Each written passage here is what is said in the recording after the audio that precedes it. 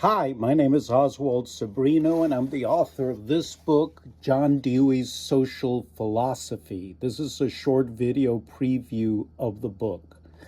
The book is about an American philosopher in the School of Pragmatism named John Dewey, who died in 1952. In his own time, he was very influential in the United States and even in the world. He's especially known as a philosopher and researcher in American education.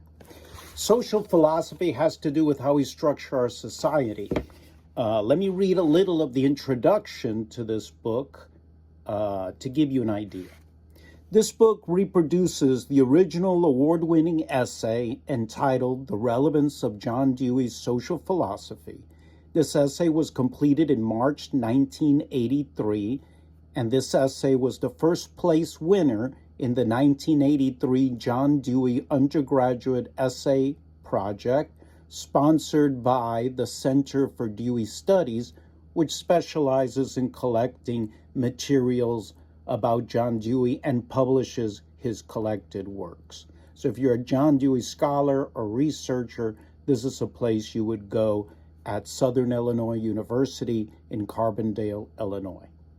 So this book is based on that essay that I wrote in 1983 and which won first prize at that time with a generous cash award at that time.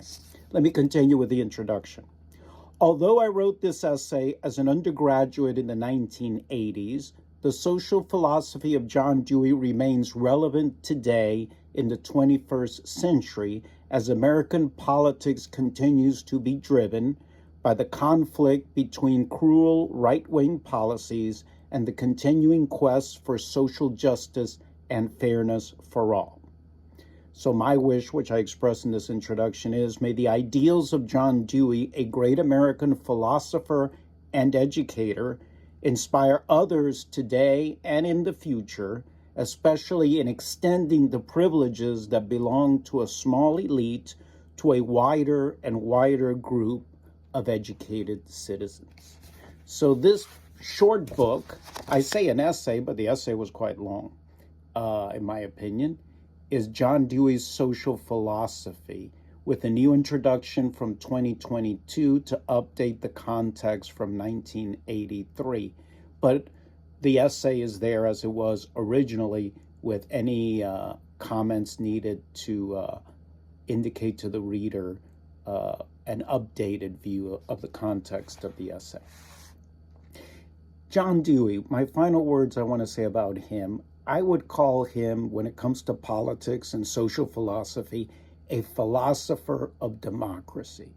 He loved democracy and viewed democracy not just as a political form involving elections, but he loved democracy as a way of life, beginning when children go to school, where people are involved and engaged in their education. They're listened to, and the educator is not merely filling the student like a bucket with information and with rote memorization, but the student is engaged to learn by being active and interacting with his or her environment. That's a democratic ethos or point of view, where the individual is valued, the individual's input is valued, which is the essence of democracy. Not just your vote on election day, but your input should be valued from your earliest years well through adulthood until the end of your life in all the situations you're involved in, when it's so many years at school, in democracy at work, democracy in the political system, democracy in any system. You could extend it, democracy in the medical system, to secure the rights of people to health care.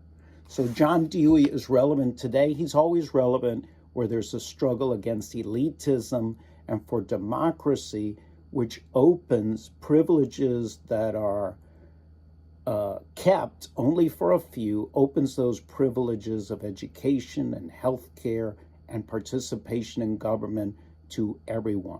Democracy is a way of life. So I think John Dewey, very famous in the first half of the 20th century. Ordinary Americans now do not know who he is. You say Dewey, they're thinking of Melville Dewey of the Dewey Decimal System, maybe at the library. This is not that Dewey.